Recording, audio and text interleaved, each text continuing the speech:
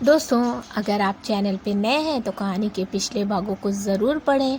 Video को like, channel को subscribe करना बिल्कुल ना भूलें। अब हम स्टोरी को आगे बढ़ाते हैं। वह कहीं बाहर घूमने का सोचती है और रेडी होती है। उसने एक लॉन्ग कुर्ती और जीन्स पहनी होती है और गले में सुंदर सा फ्लोरल स्टॉल डाल लेती है। चेहरे पर थोड़ा मेकअप करती है। सिंपल लुक में भी मालिनी काफ़ी अट्रैक्टिव लग रही थी। मालिनी अपना पर्स लेती है और सीढ़ियों से उतरकर नीचे आने लगती है कि तभी उसकी नज़र सामने से आ रहे आदमी पर पड़ती है जो एक रौबदार पर्सनैलिटी थे। वह अंदर आते ही बोलते हैं, वीर, मालिनी, कहाँ हो मेरे बच्चों। मालिनी थोड़ा शॉक्ड हो जाती है कि ये कौन है जो मुझे भी जानते हैं। तभी रॉबिन आता है और बोलता है, दादाजी, सर तो ऑफिस गए हैं। दादाजी तुरंत बोलते हैं, हाँ मैं तो भूल ही गया था, पर मेरी बहू कहाँ है वह। तभी मालिनी तुरंत नीचे कर आती है और दादाजी का पैर छूती है। दादाजी उसे आशीर्वाद देते हैं। अभी तक दादाजी की सिर्फ उससे फ़ोन पर ही बात हुई थी। दादाजी हैरानी से बोलते हैं, तुम्हारी तो नई नई शादी हुई है और तुमने यह क्या हुलिया बना रखा है। तुम्हें तो एकदम सजी सवरी होना चाहिए था, लेकिन तुम तो शादीशुदा ही नहीं लग रही हो। दादाजी प्यार से बोलते हैं, बेटा मैं यह नहीं कह रहा हूँ कि तुम अपनी मर्ज़ी से कपड़े नहीं पहन सकती, लेकिन अब तुम हमारे घर की बहू हो, इसीलिए थोड़ा तैयार होकर रहा करो। अब यहाँ खड़ी क्यों हो बेटा, जाओ, जाकर अच्छे से रेडी होकर आओ। मालिनी थोड़ा हिचकिचाती हुई बोलती है, दादाजी वो मेरे पास बस यही कपड़े हैं। रघुवीर जी बोलते हैं, कोई बात नहीं, आओ मेरे साथ। मालिनी चुपचाप उनके साथ चली जाती है। वह उसे कबर्ड से एक खूबसूरत काम वाली साड़ी निकाल कर देते हैं। मालिनी का तो साड़ी देखकर मुंह ही खुला रह जाता है। वह मन में सोचती है, अब मैं ये साड़ी कैसे पहनूंगी, लेकिन अगर अभी मैंने कुछ बोला तो दादाजी मेरे बारे में क्या सोचेंगे। पहले ही मेरा इम्प्रेशन इतना ख़राब हो गया है। वह चुपचाप साड़ी ले लेती है तो दादाजी बोलते हैं, अभी के लिए ये साड़ी पहन लो। यह वीर के माँ यशोदा की साड़ी है, जिसे मैंने आज तक संभाल कर रखा है, जिससे मैं इसे उसकी बहू को दे सकूं। मालिनी जी दादाजी, मैं इसे संभाल कर रखूंगी। दादाजी मुझे तुमसे यही उम्मीद थी बेटा। मुझे तो तुमसे पहली बार ही बात करके समझ आ गया था कि तुम रिश्तों को संभालने वाली लड़की हो और मेरे वीर का हमेशा ख्याल रखोगी और उसे हमेशा खुश रखोगी। तब दादाजी उसे अपना खानदानी हार देते हुए बोलते हैं कि इस साड़ी के साथ आज तुम इसे पहन लेना। आज तुम्हारी पहली रसोई है। मालिनी यह सुनकर थोड़ी शॉक्ड हो जाती है और बोलती है, लेकिन दादाजी हमारी शादी को तो काफ़ी दिन हो गए हैं, तो अब रसोई। तो दादाजी बोलते हैं, मैं यहाँ नहीं था तो मैं अपने इकलौते पोते की शादी की कोई रस्म एंजॉय नहीं कर पाया, इसीलिए मैं चाहता हूँ कि मैं ये सारी रस्में एंजॉय करूँ। मैंने तो तुम दोनों के रिसेप्शन की भी तैयारी शुरू कर दी है। मालिनी फिर से शॉक्ड हो जाती है। दादाजी थोड़ा सेंटी डायलॉग मारते हुए बोलते हैं, अब ये बात अलग है कि तुम नहीं चाहती हो तो बेटा मैं ये रस्में नहीं करवाऊँगा। मैं अपने इकलौते पोते का रिसेप्शन नहीं देख पाऊँगा। और हाँ, अगर तुम्हें पहली रसोई वाली रस्म नहीं करनी तो कोई बात नहीं बेटा। मैं समझता हूँ आजकल का मॉडर्न ज़माना है, अब के बच्चे कहाँ इन रस्मों को मानते होंगे। दादाजी को इतना भावुक होता देख मालिनी तुरंत बोलती है, दादाजी आप दुखी ना हो, मैं पहली रसोई की रस्म ज़रूर पूरी करूँगी और आप हमारा रिसेप्शन भी रख सकते हैं। अब आप रेस्ट कीजिए, मैं आपका लंच रॉबिन से भिजवाती हूँ। तो दादाजी खुश हो जाते हैं। मालिनी साड़ी और जेवर लेकर अपने रूम में आ जाती है। मालिनी साड़ी और गहने बेड पर रखकर सोचती है, मैंने दादाजी को तो प्रॉमिस कर दिया है, लेकिन मैं साड़ी पहनूंगी कैसे? ऊपर से ये साड़ी इतनी हैवी है। तभी उसे ध्यान आता है, मैं भी कितनी बुद्धू हूँ, ऑनलाइन देखकर भी तो पहन सकती हूँ। लेकिन पहले रॉबिन को बोलकर दादाजी के लिए लंच भिजवा देती हूँ। इधर वीर केशव पर गुस्सा हो रहा था कि उसने दादाजी को क्यों मालिनी के तबीयत के बारे में बताया। केशव मन में सोचता है, मैं भी क्या करता, दादाजी का ही ऑर्डर था कि मैं उन्हें आपकी और मालिनी मैम के बारे में सभी बातें बताता रहूं। फिर वीर बोलता है, अब जाओ यहाँ से।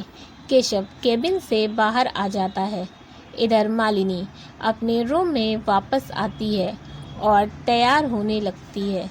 वह साड़ी उठाकर बोलती है, सासू मॉम, मैं तो आपके बेटे को पसंद करती हूँ, लेकिन वो है कि हमेशा मुझ पर गुस्सा ही करता रहता है। मैं चाहती हूँ कि मैं उनकी केयर करूँ, लेकिन वो है कि मुझे अपने पास ही नहीं आने देते। मैं दिल से इस शादी को निभाना चाहती हूँ। तभी वो अपने सर पर हल्की चपत लगाते हुए बोलती है, अरे ये मैं क्या बोले जा रही हूँ, मैं भूल ही गई कि मुझे रेडी भी होना है। वह बहुत मशक्क़त से साड़ी पहनती है, फिर गले में दादाजी का दिया हुआ हार भी पहनती है, मांग में सिंदूर, हाथों में चूड़ियाँ, चेहरे पर लाइट मेकअप। आज वह सही मायनों में अपनी शादी के बाद तैयार हुई थी। मालिनी आज साड़ी में बहुत सुंदर लग रही थी। वो नीचे आती है, उसे इतनी हैवी साड़ी में चलने में बहुत दिक्कत हो रही थी। रॉबिन उसे देखकर बोलता है, मैम आप बहुत अच्छी लग रही हैं। मालिनी मुस्कुराते हुए बोलती है, थैंक यू रॉबिन।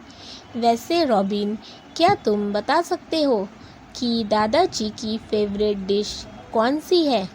रॉबिन, दादाजी अपनी सेहत की वजह से ज़्यादा ऑयली फूड नहीं खाते, वैसे उन्हें मटर पनीर बहुत पसंद है। फिर मालिनी पूछती है, और तुम्हारे वीर सर को क्या पसंद है? रॉबिन, सर को आलू के पराठे बहुत पसंद हैं, लेकिन वो मीठा नहीं खाते। मालिनी को थोड़ी हैरानी होती है, भला कोई इंसान ऐसा भी है जिसे मीठा ना पसंद हो? फिर वह खुद ही सोच लेती है कि हो सकता है मिस्टर खड़ूस इतने फिट रहते हैं तो अपनी डाइट की वजह से ना खाते होंगे। फिर उसे ध्यान आता है कि आलू का पराठा भी तो ऑयली है। ये इंसान मुझे समझ ही नहीं आता। वह अपने ख्यालों को झटक कर किचन में चली जाती है। रॉबिन उसकी हेल्प करता है। दादाजी, अपने कमरे से आते हैं तो मालिनी उनके पास आती है और पैर छूकर आशीर्वाद लेती है। दादाजी बोलते हैं, बेटा तुम तो लक्ष्मी का रूप लग रही हो। यशोदा बहू की साड़ी तुम पर बहुत अच्छी लग रही है। बेटा मेरे वीर ने अपने माँ बाप को बचपन में ही खो दिया था। उसे मैंने अकेले ही पाला है। हाँ, वो थोड़ा ज़िद्दी है लेकिन दिल का बुरा नहीं है। मालिनी, जी दादाजी, मैं जानती हूँ। वैसे डिनर थोड़ी ही देर में रेडी हो जाएगा। दादाजी, वैसे तुमने उस खड़ूस को बताया है कि नहीं? मैं आ गया हूँ। मालिनी खड़ूस शब्द सुनकर हैरानी से दादाजी को देखने लगती है तो दादाजी बोलते हैं, क्यों, तुम्हें याद नहीं? जब हमारी पहली बार बात हुई थी तो तुमने मेरे पोते को खड़ूस बोला था। इतना बोलकर दादाजी ज़ोर से हंसने लगते हैं और वापस पूछते हैं, बताया या नहीं बेटा? मालिनी ना में अपनी गर्दन हिला देती है। तब दादाजी खुश होकर बोलते हैं, अच्छा किया, मैं उसे सरप्राइज़ देने ही तो आया हूँ। यह सुनकर मालिनी मुस्कुरा देती है। इसी तरह शाम हो जाती है। मालिनी सब कुछ रेडी करके अपने रूम में आकर थोड़ा रेस्ट करती है। दादाजी लिविंग रूम में बैठे वीर का वेट कर रहे थे। तभी वीर आता है। उसकी निगाह जब दादाजी पर पड़ती है तो चौंकते हुए बोलता है, दादू आप कब आए? वह तुरंत जाकर उनके गले लग जाता है। दादाजी प्यार से उसका सर सहलाते हुए बोलते हैं, मैं अब और अकेला नहीं रह सकता था, इसीलिए चला आया। तुम्हें मेरा जितना इलाज करवाना है तुम यहीं करवाओ, क्योंकि अब मैं अपने पोते और बहू के साथ रहूँगा। वैसे तुम दोनों चाहो तो जल्दी से मुझे खेलने के लिए एक नन्हा सा खिलौना दे सकते हो।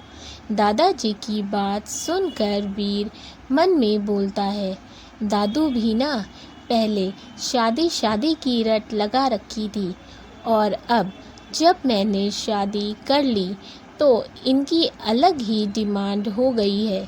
तभी दादाजी उसे उसकी सोच से बाहर लाते हुए बोलते हैं, लगता है मेरी ये डिमांड तुम जल्दी ही पूरी करोगे। वीर, क्या दादू, आपके कहने पर मैंने शादी तो कर ली ना, लेकिन अब मैं आपकी कोई और डिमांड इतनी जल्दी पूरी नहीं करने वाला, समझ गए ना आप? तभी मालिनी सीढ़ियों से नीचे आने लगती है। वीर की नज़र जब मालिनी पर पड़ती है तो वो वहीं ठहर जाती है।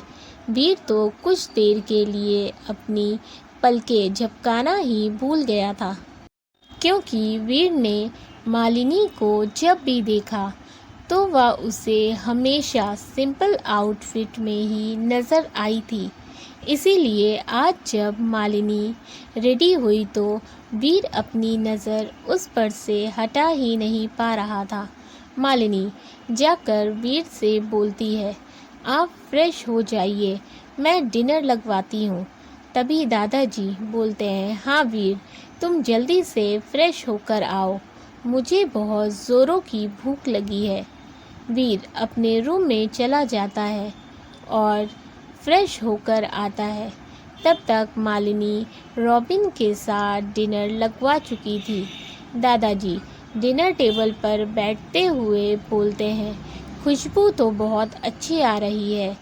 तो मालिनी उन्हें खाना सर्व करती है। दादाजी मटर पनीर, ज़ीरा राइस, मलाई कोफ्ते देखते ही उछल पड़ते हैं। तभी वीर तुरंत बोलता है, ये खाना दादाजी के लिए हेल्दी नहीं है। तब मालिनी बोलती है, मैंने ये सारा खाना कम ऑयल और मसालों में बनाया है, तो ये दादाजी भी खा सकते हैं। दादाजी, हाँ, इसने इतने प्यार से बनाया है, लाओ बेटा मुझे दो। तब मालिनी दादाजी की प्लेट में खाना देती है। फिर वीर को भी उसके फेवरेट पराठे सर्व करती है। आलू के पराठे देखकर वीर खुश हो जाता है, लेकिन जाहिर नहीं होने देता। मालिनी दादाजी को खीर देती है। दादाजी तुरंत खीर टेस्ट करते हैं। टेस्ट करते ही वो तारीफ़ों के पुल बांध देते हैं। वहीं वीर जब पराठे टेस्ट करता है तो उसे भी वह पराठे बहुत अच्छे लगते हैं। उसके चेहरे पर हल्की सी स्माइल आ जाती है, जो मालिनी की नज़र से नहीं छुपती। मालिनी यह देखकर मुस्कुरा देती है और मन में बोलती है, लगता है कि मिस्टर खड़ूस को मेरा बनाया हुआ पराठा पसंद आया। दादाजी उसे खूबसूरत डायमंड सेट देते हैं। मालिनी वह सेट लेना नहीं चाहती थी, क्योंकि वह जानती थी कि यह शादी एक कॉन्ट्रैक्ट मैरिज है और उसका हक नहीं है कि वह दादाजी से इतना महंगा तोहफा ले। लेकिन फिर उसे दादाजी के इंसिस्ट करने पर लेना पड़ता है। दादाजी वीर को बोलते हैं कि तुम मालिनी को उसका गिफ्ट उसकी पसंद से कल दिला देना और थोड़ी शॉपिंग भी करवा देना।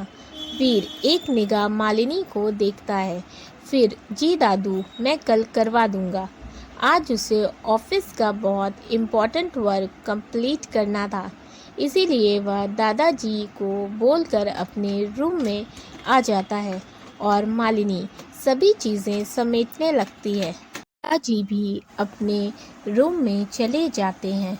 तभी वीर नीचे आता है।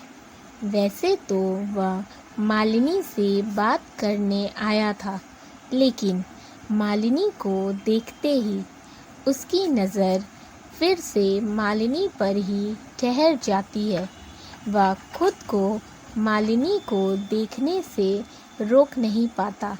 वीर मालिनी के पास आता है। मालिनी को पता ही नहीं चलता कि वीर उसके पीछे खड़ा है। जैसे ही मालिनी पलटती है तो वह तुरंत वीर से टकरा जाती है।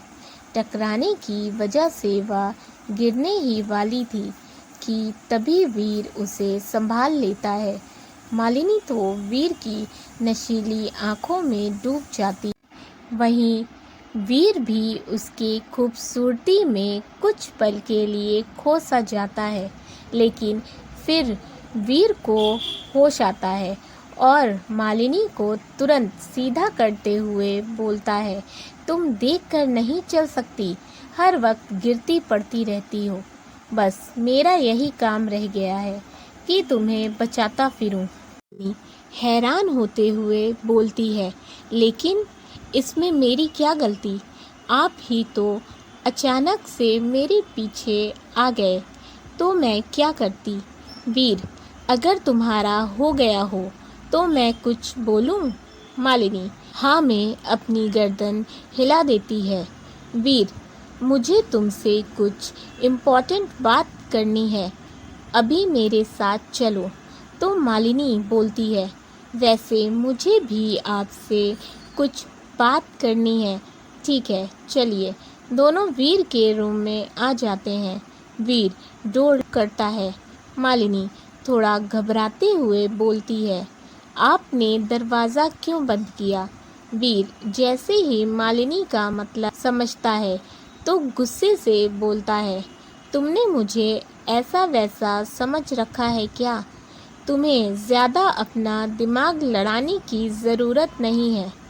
सिर्फ तुमसे बात करने के लिए तुम्हें यहाँ लेकर आया हूँ और दरवाज़ा भी इसीलिए बंद किया है, जिससे कि दादाजी हम दोनों की बातें ना सुन ले, समझी तुम? दोस्तों, अगर आपको कहानी अच्छी लग रही है तो वीडियो को लाइक कर दें, चैनल को सब्सक्राइब करना बिल्कुल ना भूलें। साथ ही अपने फैमिली एंड फ्रेंड्स के साथ भी शेयर करें। अपने फीडबैक हमें ज़रूर दें और आपके इतने सारे प्यार के लिए थैंक यू सो मच। इसी तरह अपना प्यार बनाए रखें। Thank you for watching and keep supporting. Love you all.